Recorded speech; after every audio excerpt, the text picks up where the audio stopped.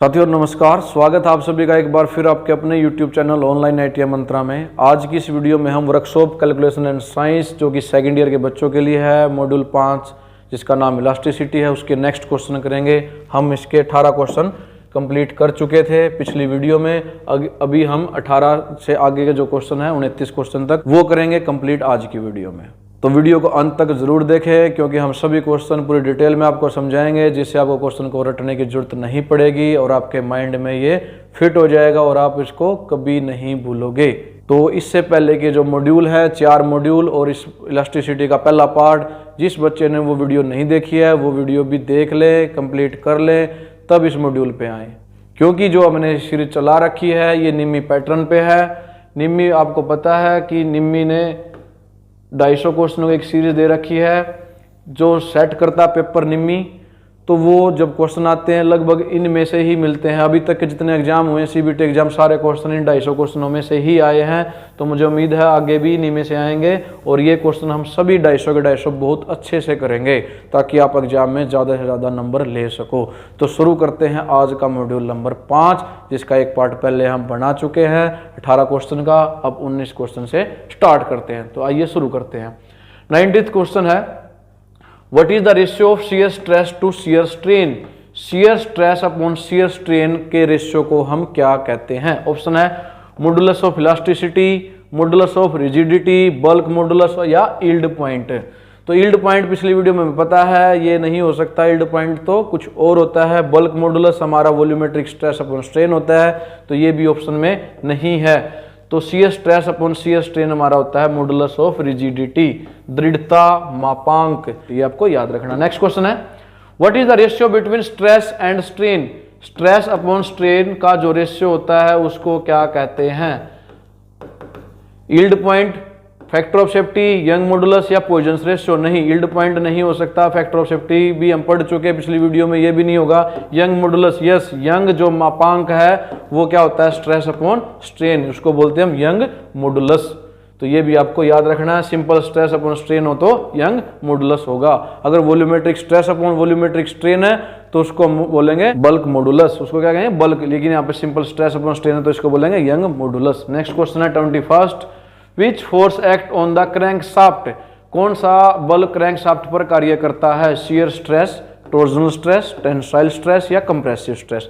इन सभी स्ट्रेस के बारे में हम पढ़ चुके हैं पिछले वीडियो में, लेकिन मैं दोबारा बता देता हूं। देखो, जब भी आप किसी ऑब्जेक्ट पर बल लगाते हो, फोर्स लगाते हो, तो उसके अंदर स्ट्रेस आता है, तनाव आता है।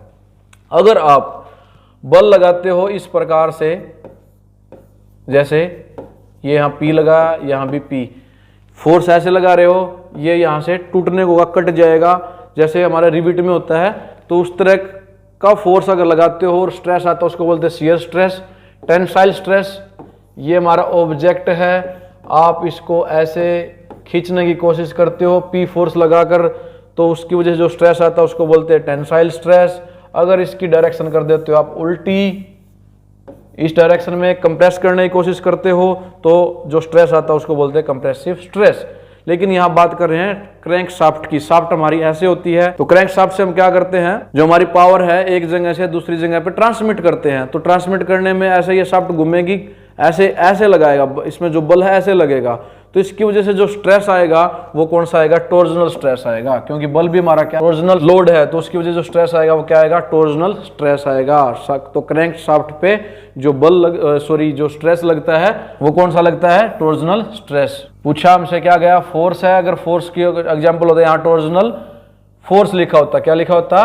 Torsional force. लेकिन क्वेश्चन में फोर्स पूछा गया, लेकिन सारे ऑप्शन स्ट्रेस में है, तो हमारा आंसर हो जाएगा B, torsional stress. Next question है 22, which is the thermosetting plastic? इनमें से कौन सी थर्मोसेटिंग प्लास्टिक है? विनाइल पॉलीमर, पॉलीस्टीरीन, सेलुलोइड या मेलामाइन रेजिन? हम पिछली वीडियो में बात कर चुके हैं, 2 तरह की प्लास्टिक होती है, थर्मोसेटिंग और थर्मोप्लास्टिक। जो थर्मोसेटिंग होती है वो एक बार में सेट हो जाती है, इसके बाद इसको आप रीमेल्ट नहीं कर सकते, रीहीट करके दोबारा उसकी वस्तुएं नहीं बना सकते। लेकिन जो थर्मोप्लास्टिक होती है उसको बार बार आप गर्म करके, पिघला के, मेल्ट करके मोल्ड कर सकते हो। लेकिन यहाँ पूछा गया थर्मोसेटिंग, तो इसका जो आंसर है वो है मेलामाइन रेजिन। तो याद रखना जो मेलामाइन रेजिन है वो किस में आता है, थर्मोसेटिंग में। इसके बाद एक बार जिसकी जो वस्तुएं बन जाती है दोबारा आप उसको रिमेल्ट करके रिमोल्ड नहीं कर सकते। नेक्स्ट क्वेश्चन है what force will be required to punch a hole of 10 millimetre diameter in a 1 millimetre thick plate if the allowable shear stress is 50 newton पर millimetre square, pi is equal to 22/7। ये एक numerical है, इसको देखो कैसे solve करना है। इसमें कहा क्या गया है, आपने एक पंच करना है होल, प्लेट है, प्लेट की जो थिकनेस है यानी कि ये प्लेट है मान लेते हैं, इसको मेरे हाथ को प्लेट मान लेते हैं, यहाँ जो इसकी थिकनेस है वो कितनी है 1 मिलीमीटर है, और जो होल है उसका डायमीटर कितना लेंगे हम 10 मिलीमीटर। जो होल इसमें करना है वो कितना है 10 मिलीमीटर का, प्लेट की थिकनेस हमने बता दी 1 मिलीमीटर। और जो अलाउेबल शियर स्ट्रेस है यानी इससे ज्यादा नहीं लगाना है, जो स्ट्रेस है वो कितना 50 न्यूटन पर मिलीमीटर स्क्वायर। तो आपने निकालनी है फोर्स। तो फार्मूला क्या होता है स्ट्रेस निकालने का वो देख लेते हैं। बात कर चुके हम, स्ट्रेस जो होता है क्या होता है force upon area. Force upon area क्या होता है, स्ट्रेस होता है। और एरिया कौन सा, क्रॉस सेक्शनल एरिया जिस पर वो अप्लाई किया जाता है बल। अब देखते हैं स्ट्रेस कितना दे रखा है आपको, यहां सोल्व कर देता हूं मैं, उस फार्मूले यहां पुट कर देता हूं, यहां चलो यहां देखते हैं स्ट्रेस कितना है 50 न्यूटन पर millimetre square is equal to force हमें निकालनी है, एरिया देखते हैं। एरिया कौन सा, क्रॉस सेक्शनल एरिया, यानी कि जो एरिया निकलेगा वो यहां निकालता हूं, कैसे निकलेगा, जो क्रॉस सेक्शनल एरिया है, एरिया नहीं, बात को समझो, कौन सा एरिया, क्रॉस सेक्शनल एरिया हम लेते हैं जहां पर वो एक्चुअल में बल लगता है, फोर्स लगती है, वो इस केस में क्या हो जाएगी। देखो हमें ऐसे ये काटना है सर्कल, होल किस शेप में होता है गोल, यानी कि सर्कल की शेप में, तो ऐसे काटना है। तो इसकी जो सर्कमफ्रेंस होता है वो कितना होता है 2 पाई आर, क्या होता है 2 पाई आर सर्कल का सर्कमफ्रेंस इनटू थिकनेस, इनटू क्या हो जाएगी थिकनेस। कहां तक जाना है ये होल, नीचे तक, तो थिकनेस से इसकी मल्टीप्लाई कर देंगे। तो 2 इंटू 22/7 इंटू आर कितना दे रखा है हमें, होल का डायमीटर दे रखा है 10 मिलीमीटर, तो रेडियस कितना हो जाएगा उसका आधा, डायमीटर का आधा होता है, डायमीटर 10 मिलीमीटर है तो रेडियस 5 मिलीमीटर और थिकनेस कितनी है 1। तो इसको जब सोल्व करेंगे तो एरिया आ जाएगा हमारा, मैं कैलकुलेटर में कर देता हूं जल्दी हो जाएगा ताकि वीडियो में ज्यादा वक्त ना लगे। तो ये आ जाएगा हमारा 31.42 मिलीमीटर स्क्वायर, ये एरिया आ जाएगा। इस एरिया को यहां पुट कर देते हैं 31.42 मिलीमीटर स्क्वायर।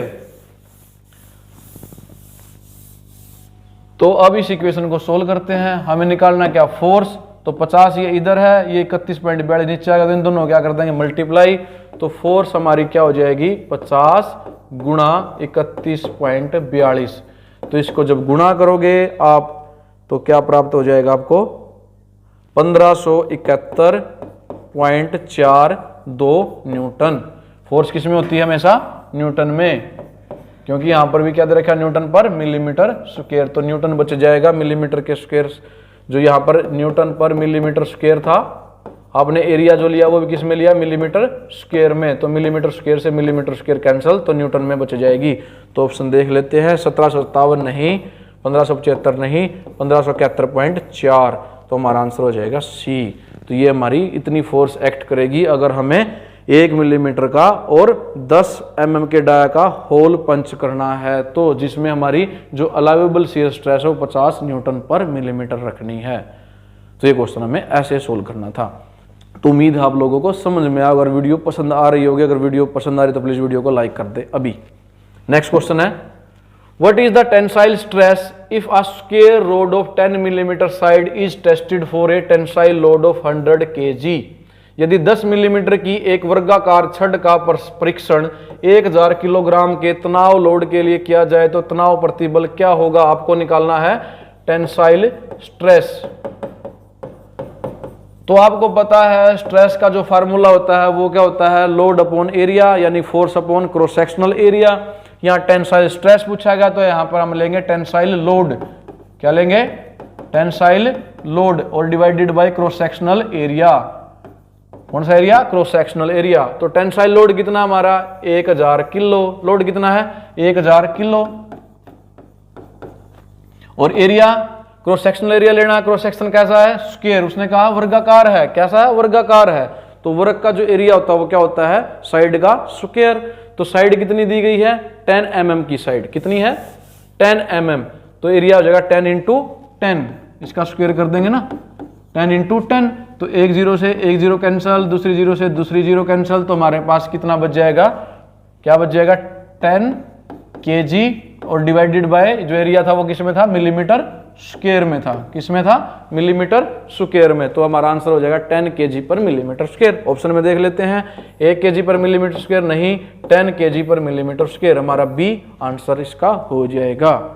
हमें सिंपली फार्मूला लगाना था टेंसाइल स्ट्रेस का, लोड अपॉन एरिया, लोड हमारा दे रखा है 1000 किलोग्राम, न्यूटन में नहीं दे रखा, तो किलो में, तो आप किलो में ही ले लेंगे क्योंकि हमारे ऑप्शन में सारे किलो थे। तो kilogram divided by area, area क्या था, स्क्वायर का एरिया, स्क्वायर का एरिया होता है साइड का स्क्वायर, तो साइड कितनी है, 10 mm, तो 10 × 10, तो 100, 1000 को 100 से डिवाइड कर दो, कितना आ जाएगा, 10 किलोग्राम पर मिलीमीटर स्क्वायर। ये हमारा आंसर था बी। नेक्स्ट क्वेश्चन है 25th, what is the tensile strain if a force is 3.2 kilonewton is applied to a bar of original length of 2800 millimeter, extend the bar by 0.5 millimeter। तो इसमें पूछा गया है आपको टेंसाइल स्ट्रेन निकालना है, क्या निकालना है, टेंसाइल स्ट्रेन। जब फोर्स लगाते हैं हम 3.2 किलो न्यूटन की एक बार के ऊपर जिसकी ओरिजिनल लेंथ तो 2800 मिलीमीटर है, और वो बार कितनी इंक्रीज हो जाती है, उसका साइज 0.5 मिलीमीटर। तो इसको देखते हैं, आपको पता है कि जो स्ट्रेन होती है वो क्या होता है, change in dimension upon original dimension. तो यहां पर टेंसाइल स्ट्रेन क्या हो जाएगा, चेंज इन लेंथ अपॉन में original length. Change in length कितना है, 0.5 मिलीमीटर, 0.5 मिलीमीटर, और ओरिजिनल लेंथ कितनी थी, 2800 मिलीमीटर। तो उससे हम कर देंगे इसको डिवाइड, तो इसको डिवाइड करते ही हमारे पास आ जाएगा टेंसाइल स्ट्रेन। जो यहाँ पर लोड दिया गया था इसकी हमें कोई जरूरत नहीं है, ये एक्स्ट्रा वैल्यू हमें दी गई है। तो हमें पता है स्ट्रेन क्या होता है, change in dimension upon original dimension. यहाँ पर लेंथ की बात है तो change in length upon original length. तो 0.5 को जब आप भाग करोगे 2800 से तो क्या आ जाएगा हमारा, वो आ जाएगा हमारा 1.78, कहां लिखूं मैं, यहां लिख देता हूं 1.7857 गुणा 10 की पावर -4। तो ऑप्शन में देख लेते हैं, लेकिन ऑप्शन में तो हमारे 0.00 करके है तो -4 है, तो इसकी भी जो हम अगर इसको इसी तरीके से लिखना चाहें तो 4 पॉइंट इधर जाएंगे, कहां जाएंगे, लेफ्ट साइड में जाएंगे। तो एक तो ये और 3 जीरो इसके आगे लगानी पड़ेंगी, तो 0.30 और एक ये, तो ऐसे हमारा ये आंसर हो जाएगा। ये देख लेते हैं कहाँ है, 0.00 1786, ये तो 85 है, लेकिन 5 के बाद 7 है जो कि 5 से बड़ा होता है, तो यहाँ पर 6 लिखा जा सकता है। अगर 7 को आप डिलीट करना चाहते हो तो हमारा आंसर भी ए ही हो जाएगा। ये 1687 नहीं है, 1867 भी नहीं है, 1968 नहीं है। तो हमारा जो टेंसाइल स्ट्रेन है वो कितना, 0.000 यानी 1786 हम इसको कहेंगे। तो ये ऐसे हमें स्ट्रेन निकालना था। बहुत ही सिंपल क्वेश्चन है, तो ये इस प्रकार निकलेगा। उम्मीद आप लोगों को समझ में आया होगा।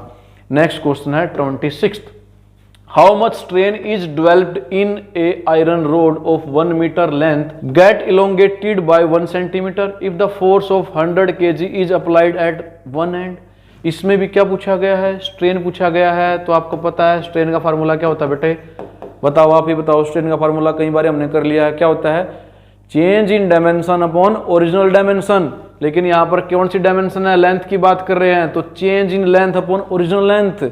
चेंज इन लेंथ कितना है, 100 किलोग्राम उस पर बल लगाया तो उसमें चेंज कितना आया, 1 सेंटीमीटर। तो चेंज इन लेंथ हुआ 1 centimetre divided by original length. Original length कितनी है, 1 मीटर है, लेकिन ऊपर तो हमने सेंटीमीटर लिया है, तो नीचे भी 1 मीटर के हम सेंटीमीटर कर देंगे, यानी 100 से मल्टीप्लाई कर देंगे।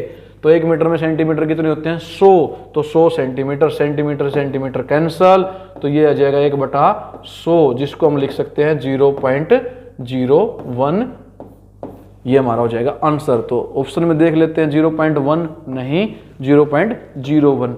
तो ये हो जाएगा हमारा स्ट्रेन की वैल्यू। तो ऑप्शन बी के साथ हम जाएंगे। तो आगे के ऑप्शन हमें देखने की जरूरत ही नहीं है। तो स्ट्रेन का फार्मूला ये होता है, ये याद कर लो, कई न्यूमेरिकल है, इनमें से कोई ना कोई आपको पेपर में मिल ही जाएगा। नेक्स्ट क्वेश्चन देखते हैं 27th। What is the Young modulus? इसमें हमने यंग मॉडुलस निकालना है। If a wire of 2 metre long, उस वायर की लंबाई 2 मीटर है, 0.8 millimetre square in cross sectional area, जो क्रॉस सेक्शनल एरिया है वो 0.8 मिलीमीटर स्क्वायर है। इंक्रीज इट्स लेंथ, उसकी लेंथ इंक्रीज होती है 1.6 millimetre on suspension of 8 kg weight from it. अगर हम एक वायर पे 8 किलो वेट लटका देते हैं जिसका क्रॉस सेक्शनल एरिया कितना है 0.8 मिलीमीटर स्क्वायर, तो वो कितना, तो उसकी लेंथ में कितना इंक्रीज आता है 1.6 मिलीमीटर। तो इसका देखते हैं यंग मॉडुलस कैसे निकलता है। सबसे पहले देखते हैं यंग मॉडुलस का फार्मूला क्या होता है। यंग मॉडुलस का जो फार्मूला होता है वो होता है स्ट्रेस अपॉन स्ट्रेन। क्या होता है? Stress upon strain. तो हमें स्ट्रेस निकालना पड़ेगा और स्ट्रेन निकालना पड़ेगा। अब पहले निकालते हैं स्ट्रेस। भाई स्ट्रेस होता है फोर्स अपॉन एरिया, बार बार कर चुके हैं। स्ट्रेस क्या होता है? Force upon area. तो यहां पर फोर्स जो है किलोग्राम में है, वो कितनी है 8 kg divided by area. Area उसने दे रखा है 0.8 millimetre square. Cross sectional area हम लेते हैं, ये वैल्यू उसने दे रखी है। तो जब इसको करेंगे हम तो 8 डिवाइडेड बाय इसकी जो इस बिंदु को हटाएंगे तो नीचे 10 आएगा और वो चला जाएगा ऊपर। 8 से 8 कैंसिल, तो ये आ जाएगा 10 kg पर मिलीमीटर स्क्वायर। ये क्या आ जाएगा इसका स्ट्रेस। तो यहां लिख देते हैं इस फार्मूले में, ऊपर लिख देते हैं 10। अभी हमें चाहिए स्ट्रेन। ठीक है, यहां तक समझ में आएगा स्ट्रेस कैसे निकलता है। लोड अपॉन एरिया, लोड हमारा 8 किलो था, 8 kg divided by area, cross sectional area जो है वो हमें दे रखा है 0.8 mm स्क्वायर। वो हमने पुट कर दिया, तो सोल्व करके 10 kg पर मिलीमीटर स्क्वायर हमारा स्ट्रेस आ गया। अब स्ट्रेन निकालते हैं। स्ट्रेन का फार्मूला क्या होता है? Change in dimension upon original dimension. ये भी कई बार कर चुके हैं। तो चेंज इन डायमेंशन देखते हैं। चेंज इन डायमेंशन कितना है 1.6 mm, तो इतना उसमें चेंज आता है। और ओरिजिनल लेंथ कितनी है उसकी 2 मीटर। कितनी है 2 मीटर। लेकिन हम आ रहा तो ऊपर मिलीमीटर में है और आंसर भी मिलीमीटर में है, तो उसके मिलीमीटर चेंज कर देंगे। 1 मीटर में कितने मिलीमीटर होते हैं? 1 मीटर में होते हैं 1000 मिलीमीटर। तो इसको इससे डिवाइड कर देंगे, सीधा हो जाएगा। इसकी बिंदु को हटा के 1 10 नीचे आ जाएगा, 2 8 16, तो 8 गुणा ये 4 हो गए, 1 2 3 4 जीरो हैं, ऊपर जाके माइनस हो जाएगा 8 गुणा 10 की पावर -4। इसको यहां लिख देते हैं। अब इसको डिवाइड करते हैं, तो डिवाइड करने के बाद क्या आता है वो देखते हैं। ये आ गया हमारा 12,500 kg पर मिलीमीटर स्क्वायर। 12,500 kg पर मिलीमीटर स्क्वायर क्या आ गया हमारा यंग मॉडुलस। कैसे निकलता है? Stress upon strain. स्ट्रेस हमारा 10 आ गया, स्ट्रेन हमारा 8 × 10⁻⁻4 है। जब इसको डिवाइड करोगे तो क्या आ जाएगा 12,500 kg पर मिलीमीटर स्क्वायर। ऑप्शन में कहाँ देखते हैं? 1.25 नहीं, 12.5, 125 नहीं, ये रहा हमारा आंसर। क्या हो जाएगा डी 12,500 kg पर मिलीमीटर स्क्वायर यंग मॉडुलस की वैल्यू आ जाएगी। तो ये क्वेश्चन ऐसे सोल्व करना था। थोड़ा सा लेंथी वैसे लग रहा है, लेकिन इसमें कुछ करना नहीं था। स्ट्रेस निकालना था, स्ट्रेन निकालना था और उसको डिवाइड कर देना था। नेक्स्ट क्वेश्चन देखते हैं 28। What is the safe stress? क्या पूछा गया? Safe stress if the ultimate stress of a material is 35 kg पर millimetre square and factor of safety is 5। यदि उच्चतम प्रतिबल 35 किलोग्राम पर मिलीमीटर स्क्वायर है और सुरक्षा गुणांक जो है 5 है, तो सुरक्षित प्रतिबल ज्ञात करो। तो आपको याद होगा जो फैक्टर ऑफ सेफ्टी है वो कैसे निकलता है? Ultimate stress upon working stress. क्या होता है? Working stress. ये कर चुके हैं हम पीछे क्वेश्चनों में। और वर्किंग स्ट्रेस को ही हम क्या बोलते हैं? सेफ स्ट्रेस, यानी कि जो सेफ होता है, जिस पे कोई नुकसान हमें नहीं होगा। तो इसमें हम पुट कर देते हैं फैक्टर ऑफ सेफ्टी हमें दे रखा है 5, तो फैक्टर ऑफ सेफ्टी जगह 5, अल्टीमेट स्ट्रेस कितना दे रखा है 35 और नीचे आ जाएगा सेफ स्ट्रेस। ये हमें निकालना है। तो सेफ स्ट्रेस कैसे निकलेगा? अब अब सेफ स्ट्रेस को हम ले लेते हैं ऊपर, तो ये हो जाएगा 5 गुणा safe stress is equal to 35। तो सेफ स्ट्रेस यहां से हो गया हमारा, ये 5 इसके साथ गुणा में है, उधर लेके जाएंगे तो क्या हो जाएगा डिवाइड में, 5 से हो जाएगा डिवाइड, तो इसको भाग करोगे 5 सत्ते 35, तो हमारा क्या आ जाएगा आंसर 7। कितना आ जाएगा 7। तो ऑप्शन में देख लेते हैं 7 है कहाँ, 0 पॉइंट बिल्कुल भी नहीं, 0.7 नहीं, 1.43 नहीं, 7। तो हमारा आंसर क्या हो जाएगा, डी हो जाएगा। तो अगर हमारा क्वेश्चन इस तरह से आ जाए जिसमें फैक्टर ऑफ सेफ्टी का जो फार्मूला वो यूज होगा, तो क्या होता है हमारा factor of safety ultimate stress upon working या सेफ स्ट्रेस, तो इन तीनों में से 2 चीज दी होंगी, तीसरी आप आसानी से निकाल सकते हो। तो ये क्वेश्चन ऐसे करना था, उम्मीद है समझ में आया होगा। नेक्स्ट करते हैं और लास्ट क्वेश्चन है 29th, which type of stress, इनमें से कौन सा प्रतिबल लग रहा है, tensile stress, compressive, shear stress, torsional stress. ये मैं आपको बता चुका हूं चारों टाइप, टेंसाइल स्ट्रेस क्या होता है, कंप्रेसिव क्या होता है, टॉर्जनल क्या होता है और शियर स्ट्रेस क्या होता है। तो अगर ऐसे लगाया गया है बल, तो ये इस बल के कारण कौन सा स्ट्रेस आएगा, आप बताओ। कैसे क्या करने को, कंप्रेस करने की, तो स्ट्रेस भी कौन सा आएगा, कंप्रेसिव स्ट्रेस। कौन सा, कंप्रेसिव स्ट्रेस। तो ये था इसका आंसर। तो ये थे इस मॉड्यूल के क्वेश्चन 29 जो हमने कंप्लीट कर दिए हैं। कौन सा मॉड्यूल था हमारा, ये 5th मॉड्यूल था, इलास्टिसिटी। तो 5 मॉड्यूल हम कर चुके हैं वर्कशॉप कैलकुलेशन एंड साइंस के सेकंड ईयर के बच्चों के लिए, जो कि सभी ट्रेड के लिए कॉमन होता है, चाहे वो इलेक्ट्रिकल ट्रेड है चाहे मैकेनिकल ग्रुप की ट्रेड है। तो जिन बच्चों ने अब पहले वाले जो मॉड्यूल हैं उनके वीडियो नहीं देखे हैं, तो डिस्क्रिप्शन बॉक्स में उनका लिंक मिल जाएगा, प्लेलिस्ट में जाकर भी देख सकते हो आप। तो सभी वीडियो जरूर देखें, और जो ये क्वेश्चन है जितने भी हम करेंगे, इन्हीं में से आपका पेपर में क्वेश्चन आते हैं, सीबीटी का एग्जाम इन्हीं में से सेट किया जाता है निम्मी के द्वारा, और ये निम्मी की ही क्वेश्चन है जो हम सोल्व कर रहे हैं, वेरी वेरी इंपॉर्टेंट हैं, और सभी क्वेश्चनों को हम बहुत अच्छे से समझ रहे हैं, और उम्मीद आप लोगों के समझ में आ भी रहा होगा। अगर आप लोगों को समझ में आ रहा है, वीडियो पसंद आ रही है, तो वीडियो को लाइक करें, कमेंट करके बताएं कि आपको कौन सा क्वेश्चन में दिक्कत आ रही है, कौन सा समझ में नहीं आ रहा है। जो भी परेशानी आप कमेंट बॉक्स में ज़रूर बताएं, आपके कमेंट के जवाब मैं ज़रूर से ज़रूर दूंगा।